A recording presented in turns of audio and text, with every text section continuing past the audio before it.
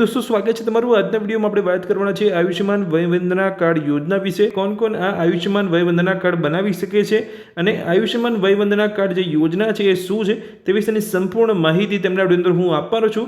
જો તમે ચેનલ પર નવા છો તો ચેનલને સબસ્ક્રાઇબ કરી લેજો। ચલો વિડીયોની શરૂઆત કરીને સૌપ્રથમ જાણીએ આયુષ્યમાન વય વંદના કાર્ડ યોજના શું છે। જોઈ શકો છો આયુષ્યમાન વય વંદના કાર્ડ માટે નોંધણી 29 ઓક્ટોબર 2024 રોજ પ્રધાનમંત્રી દ્વારા લોન્ચ થયાના 2 મહિનાથી પણ ઓછા સમયમાં 25 લાખના પ્રભાવશાળી સમાચીન સુધી પહોંચી ગઈ છે અને જે 70 વર્ષથી ઉપરના જે કોઈ વ્યક્તિ હોય તે જ વ્યક્તિ અહીંયા આયુષ્યમાન વય વંદના કાર્ડ બનાવી શકે છે।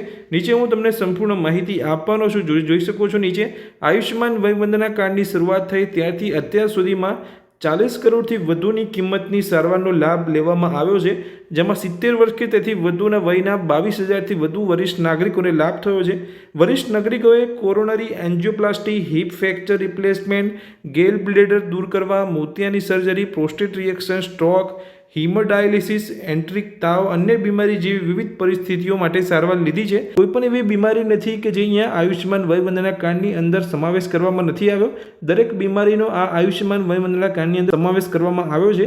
તમારા ઘરમાં કોઈ વ્યક્તિ છે જેની ઉંમર 70 વર્ષથી વધારે છે, તેમનું આયુષ્યમાન કાર્ડ તો છે, પણ તમારે અહીંયા બનાવી લેવાનું છે આયુષ્યમાન વય વંદના કાર્ડ, જેથી તમને દરેક બીમારી સામે અહીંયા કોઈ પણ હોસ્પિટલમાં આ જો તમારી પાસે કાર્ડ હશે તો તમે સારવાર મેળવી શકો છો। તમે જોઈ શકો છો કે 29 ઓક્ટોબર 2024 રોજ પ્રધાનમંત્રી શ્રી નરેન્દ્ર મોદીએ આયુષ્યમાન ભારત પ્રધાનમંત્રી જન આરોગ્ય યોજના ABPMJAYના વિસ્તારની જાહેરાત કરી હતી, જેમાં 70 વર્ષ કે તેથી વધુ વયના તમામ વરિષ્ઠ નાગરિકોને સામેલ કરવામાં આવ્યા હતા। આ વિસ્તરણ હેઠળ 70 વર્ષ કે તેથી વધુ વયના તમામ વરિષ્ઠ નાગરિકોને આયુષ્યમાન વય વંદના કાર્ડ પ્રાપ્ત થયું છે, જે તેમને આરોગ્યલક્ષી લાભો મેળવવામાં મદદ કરશે। આયુષ્યમાન વય વંદના કાર્ડ 70 કે તેથી વધુ ઉંમરના તમામ વરિષ્ઠ નાગરિકોને તેમની સામાજિક આર્થિક સ્થિતિને ધ્યાનમાં લીધા વિના 5 લાખ રૂપિયાનું મફત આરોગ્ય કવર પ્રદાન કરે છે।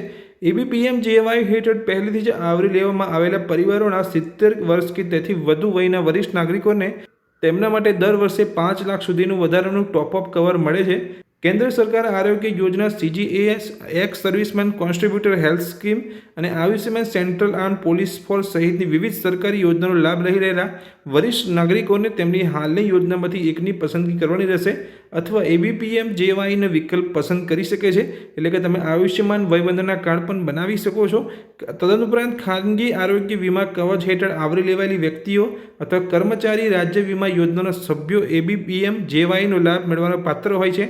એટલે તમારા ઘરમાં એવું કોઈ વ્યક્તિ છે જેની 70 વર્ષથી વધારે અહીંયા ઉંમર છે અને ઓલરેડી તેમનો કોઈ વીમો લીધેલો હોય તો પણ તમે અહીંયા જે આયુષ્યમાન વય વંદના કાર્ડ છે એ બનાવી શકો છો।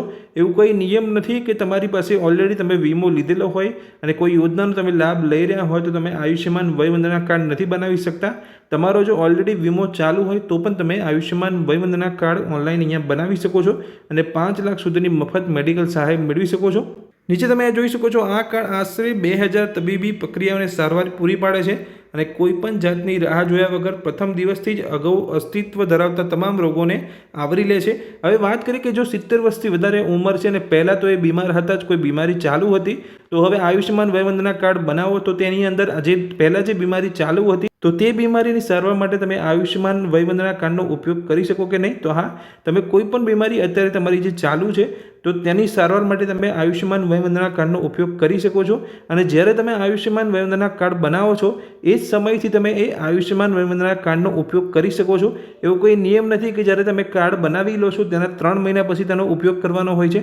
જ્યારે તમે અહીંયા કાર્ડ બનાવો છો એ જ દિવસથી તમે એક કાર્ડને લઈને કોઈપણ હોસ્પિટલની અંદર તમે તમારી સારવાર કરાવી શકો છો। આયુષ્યમાન વય વંદના કાર્ડ માટે પાત્રતા ધરાવતા 70 કે તેથી વધુ વયના વરિષ્ઠ નાગરિકો અનેક રીતે નોંધણી કરાવી શકે છે। તેઓ નોંધણી માટે નજીકની એમપેનલ દર કરેલી હોસ્પિટલની મુલાકાત લઈ શકે છે।